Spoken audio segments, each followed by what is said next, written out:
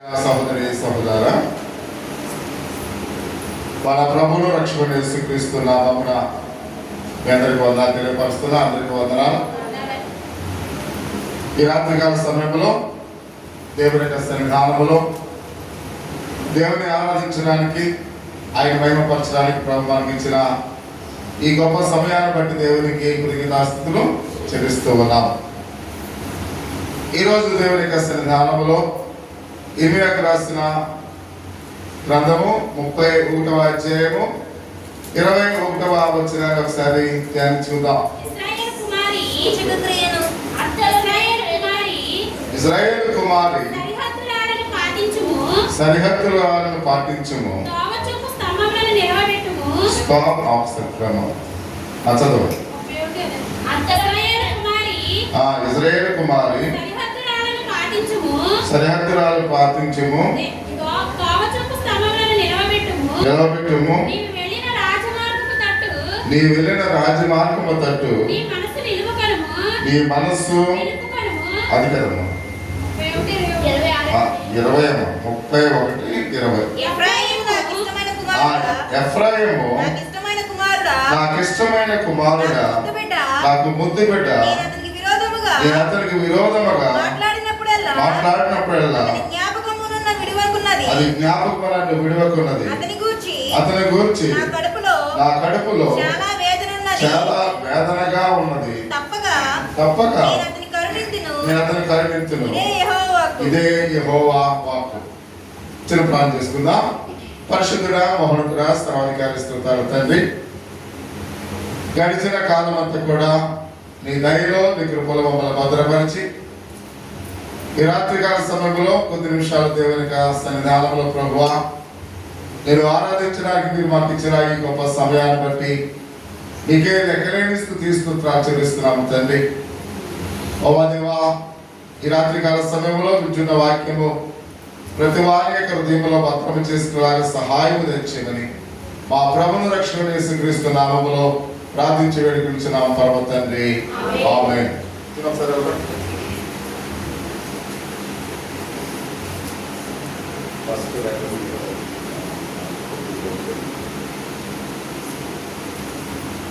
ప్రియ సహోదరి సహోదరా, పరిశుద్ధ దేవునికి లేఖన భాగంలో ఎఫ్రాయిము నాకు ఇష్టమైన కుమారుడా, నాకు ముద్దు బిడ్డ అని మాట్లాడుతూ ఉన్నట్లుగా మనం చూస్తూ ఉన్నాం. సాధారణంగా నాకు ముద్దు బిడ్డ అని ఎవరిని మనం పిలుస్తూ ఉంటాం? మనకు బాగా ఇష్టమైన వారు. కాబట్టి మనకు బాగా ఇష్టమైన వారిని మనం ఎంతో ఆడిస్తూ ఉంటాం, వాళ్ళు ఎంతో సరదాగా గడుపుతూ వాళ్ళు ఎంతో సంతోషకరమైన మాటల వారితో మనం మాట్లాడడానికి ఇష్టపడుతూ ఉంటాం.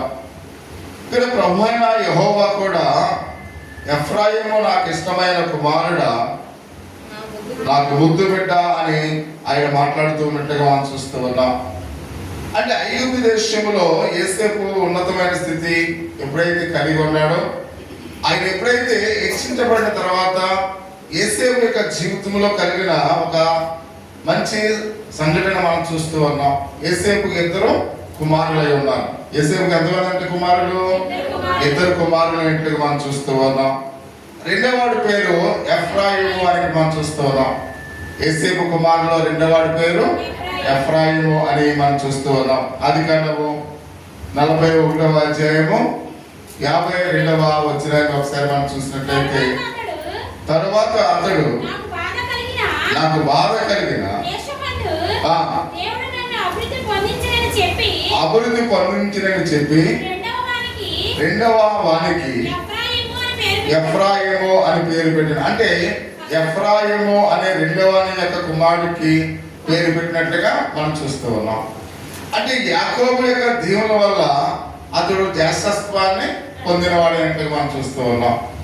అంటే మోషే ధర్మశాస్త్ర ప్రకారం ఒక జ్యేష్ఠత్వాన్ని ఎవరికి ఇవ్వాలి? మొదటి కుమారుడికి ఇవ్వాలి. కానీ యాకోబు పొందిన దేవుల చేత ఎఫ్రాయిముకు దేవుళ్ళు వచ్చినట్లుగా మనం చూస్తూ ఉన్నాం. అంటే రెండవ కుమారుడు జ్యేష్ఠత్వాన్ని కలిగిన వాడుగా ఉన్నాడు. అంటే మన గమనించినట్లయితే యాకోబు యొక్క దేవుని బట్టి యాకోబు యొక్క దేవుని బట్టి ఎఫ్రాయిముకు శాశ్వతత్వాన్ని కలిగి ఉన్నాడు అని పరిశుద్ధ గ్రంథంలో అయితే మనం చూస్తూ ఉన్నాం. ఆదికాండము 48వ అధ్యాయము 15వ వచనం నుండి 20 వచనాలు మనం చూసినట్లయితే యోసేపు ఎఫ్రాయిము తల మీద తన తండ్రి కుడి చేయి పెట్టినప్పుడు చూచినప్పుడు అది ఇష్టము కాకపోయిన గనుక అతడు మనుష్య తల మీద పెట్టించవలెనని తన తండ్రి చెయ్యి ఎఫ్రాయిము తల నుండి ఎత్తి ఇతడే పెద్దవాడు నీ కుడి చెయ్యి ఇతని తల మీద పెట్టమని చెప్పాను. అయినను అతని తండ్రి ఒప్పక నాకు తెలియను, నా కుమారుడా నాకు తెలియను, ఇతడు ఒక జన సమూహమై గొప్పవాడు అగును గాని ఇతని తమ్ముడు ఇతడి కంటే గొప్పవాడు. అంటే ఇక్కడ సహోదరి సహోదరు మనం చూస్తూ ఉన్నాం. యాకోబు యొక్క జ్యేష్ఠత్వాన్ని ఎప్పుడైతే అతడు పొందుకుని ఉన్నాడో ఆ జ్యేష్ఠత్వపు యొక్క దేవులను కూడా అతడు పొందుకున్నట్టుగా మనం చూస్తూ ఉన్నాం. అందుకని ఎఫ్రాయిము అనగా ఫలము లేక అభివృద్ధి అని మనం చూస్తూ ఉన్నాం. ఎఫ్రాయిము అనే మాటకు ఆ యొక్క పేరుకు అర్థం ఏంటి? ఫలము, అభివృద్ధి. అంటే ఇక్కడ ప్రియ సహోదరి సహోదర ప్రతి ఒక్కరిని కూడా మనం పేరు పెట్టుకుంటున్నప్పుడు వాటి యొక్క అర్థాలను కూడా మనం తెలిసి ఉండాలి. మోషే అంటే అర్థం ఏంటి? నీటి నుండి తీయబడినవాడు. ఇస్సాకు అంటే నవ్వు అని అర్థం. అంటే ప్రతి పేరు కూడా అనేకమైన అర్థాలు కూడి ఉన్నట్టుగా మనం చూస్తూ ఉన్నాం. అలాగే ఇక్కడ మనం గమనించినట్లయితే ఎఫ్రాయిము అనగా ఫలము లేక అభివృద్ధి అని అర్థం. ఎఫ్రాయిము అనగా జ్యేష్ఠ కుమారుడుగా ఎంచబడటం అని మనం చూస్తూ ఉన్నాం. అసలు వాస్తవానికి రెండవ కుమారుడు అయినప్పుడు కూడా దేవునికి దేవుళ్ళు అతని మీద ఉన్నది అతను ఎలా ఉన్నాడు? జ్యేష్ఠ కుమారుడుగా దీవించబడినట్లుగా మనం చూస్తూ ఉన్నాం.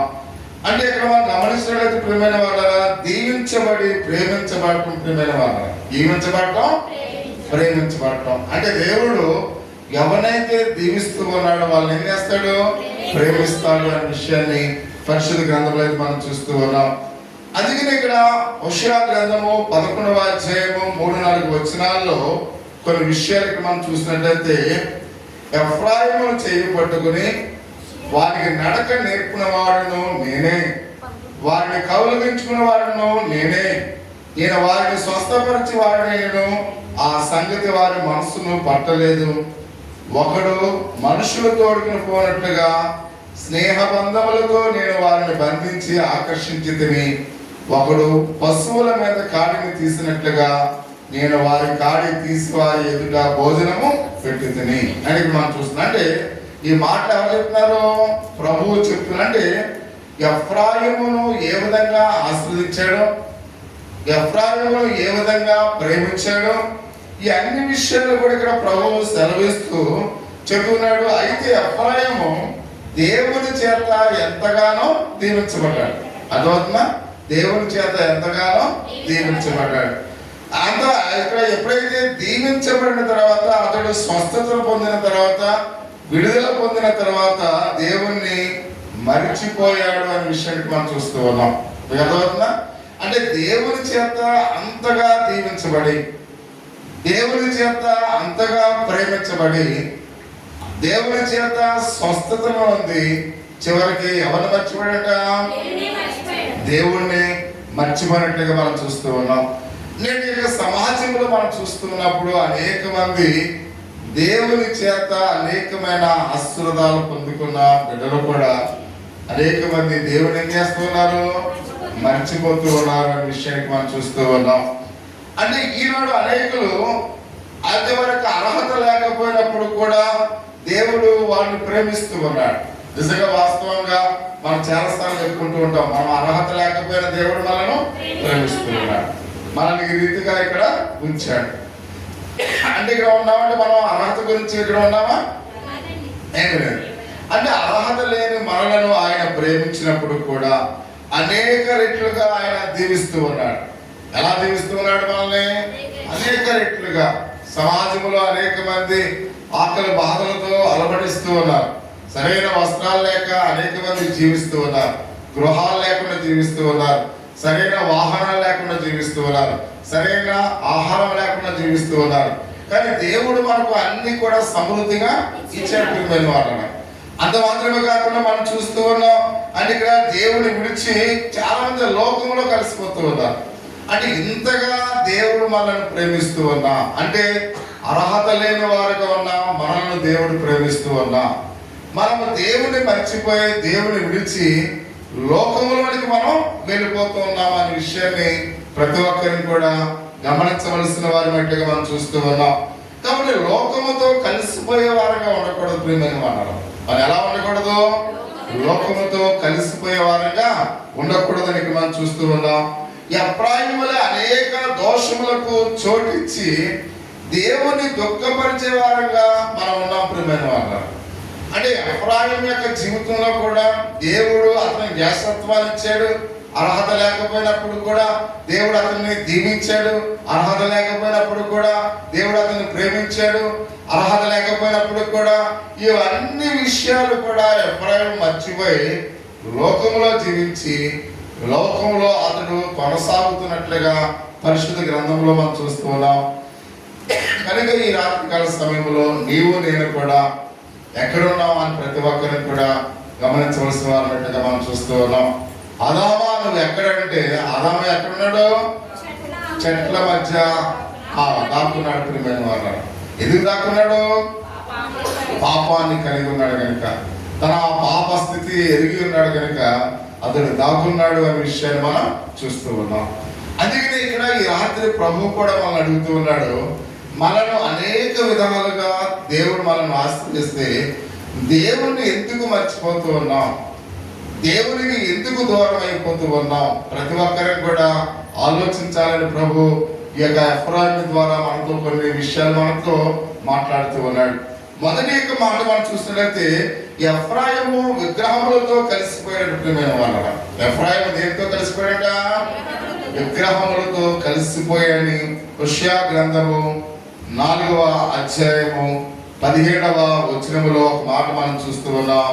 హోషేయ గ్రంథము ఎఫ్రాయిము విగ్రహములతో ఇక్కడ మనం చూస్తున్నాం. దేవుడిచ్చిన 10 ఆజ్ఞల్లో మొదటి ఆజ్ఞ ఏంటి? నేనే నీ దేవుడను, దేవుని రూపముగా నీవు చేసుకోకూడదు. ప్రియమైన వాళ్ళరా, దానికి మీరు సాగిల పడకూడదు.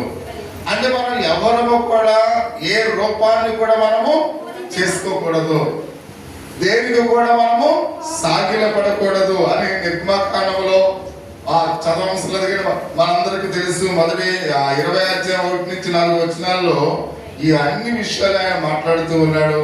కాబట్టి మీరు సాగిల పడకూడదని చెప్తున్నాడు. ఎందుకంటే ప్రియా సహోదరి సహోదర, ఉన్నతమైన పవిత్రమైన దేవుని స్థానాన్ని మనం విగ్రహములకు ఇవ్వకూడదు. ప్రియమైన వాళ్ళు, మీకు అర్థమవుతుందా? అంటే ఆయన ఉన్నతమైన దేవుడు. ఎవరు? మనం నమ్ముకున్న దేవుడు. ఆయన ఒక ప్రత్యేకమైన పరిశుద్ధుడై ఉన్నాడు. కాబట్టి ఆయనకి ఇవ్వాల్సిన స్థానంలో వేరొకటి మనం పెట్టకూడదు అనే విషయాన్ని మనం చూస్తూ ఉన్నాం. అంటే ఆయన ప్లేస్ ఇంకా ఎవరికి కూడా భర్తీ చేయకూడదు. అర్థమవుతుందా? ఆయన ప్లేస్ అలాగనే మన హృదయంలో ఉండాలి. కాబట్టి ఆయన కన్నా ఎక్కువగా దేనిని కూడా మనము ప్రేమించకూడదు. ఒకవేళ దేవుని కన్నా ఎక్కువగా మనం ప్రేమిస్తే అదే విగ్రహారాధన. ప్రియమైన వాళ్ళు, ఈరోజు శుక్రవారం మనం దేవునికి సమయాన్ని ఇవ్వాలి. ఎందుకంటే దేవుడికి ఆ స్థానం దేవునికి ఇవ్వాలి. కానీ ఈరోజు ఎవరైతే దేవునికి ఇవ్వాల్సిన స్థానంలో ఈ లోకానికి ఇస్తూ ఉన్నారు, అదే వారి విగ్రహం. ప్రియమైన వాళ్ళు, దేవునికి ఇవ్వాల్సిన సమయాన్ని కాబట్టి నువ్వు దేనికైతే ఇస్తున్నావో, ఒకవేళ ధనానికి ఇస్తే అది విగ్రహారాధన. విగ్రహారాధన అంటే చాలా మంది అనుకుంటారు మనం వెళ్ళి మొక్కడమే కాదు. అంటే దేవుని ప్లేస్ లో నువ్వు దేనిని పెట్టినా అది నువ్వు విగ్రహారాధన అయి ఉన్నది అనే విషయాన్ని మనం గమనించాలి. కాబట్టి ఈ స్థలంలో దేవుని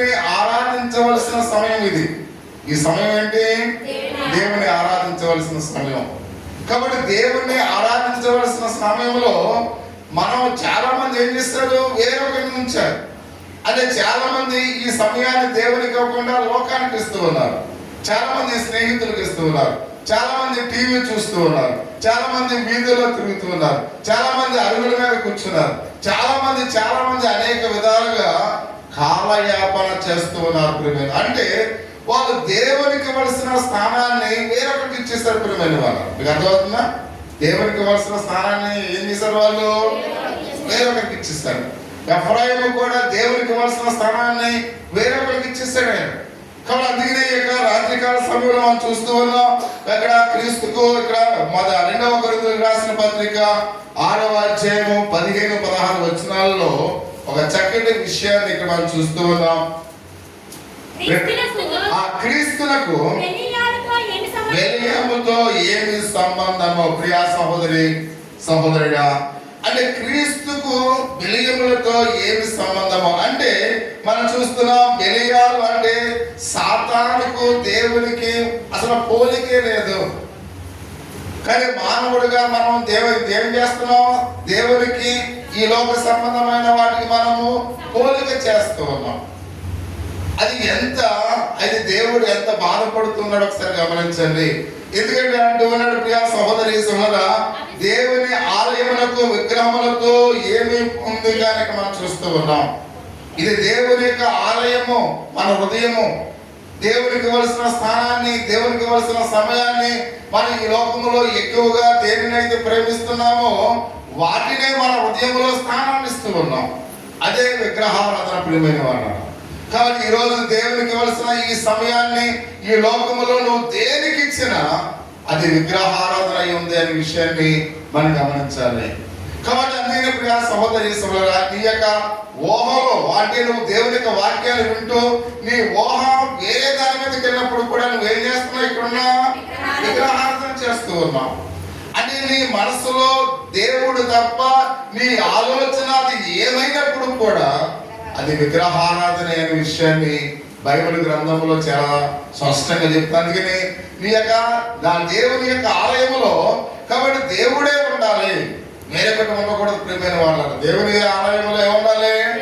దేవుడే ఉండాలి. నీ హృదయము దేవుని ఆలయం కనుక నీ హృదయంలో ఈ శుక్రవారం ఈ సమయంలో ఇది దేవుని సమయం కనుక ఈ సమయంలో ఎవరు ఉండాలి? దేవుడే ఉండాలి. కాబట్టి నువ్వు దేవునికి ఇవ్వాల్సిన ప్రాధాన్యత, దేవునికి ఇవ్వాల్సిన ఆ స్థానాన్ని వేరే ఎవరికి ఇచ్చినప్పుడు కూడా నువ్వు ఎవరిని ఆరాధిస్తూ ఉన్నావు? విగ్రహంలో ఆరాధిస్తూ ఉన్నావు అనే విషయాన్ని పరిశుద్ధ గ్రంథంలో అయితే మనం చూస్తూ ఉన్నాం. నా మహిమను విగ్రహములు చెందనీయమని యెషయా గ్రంథము 42వ అధ్యాయము 8వ వచనంలో ఆయన మాట్లాడుతూ ఉన్నాడు. యెషయా గ్రంథము, యెహోవాను నేనే, ఇదే నా నామము, నా మహిమను ఎవరికి ఇచ్చేవాడు కానంటున్నాడు. నా మహిమ విగ్రహములు చెందనీయకండి అని రోషము గల దేవుడు సెలవిస్తూ ఉన్నాడు. అయ్యా అన్నాడు.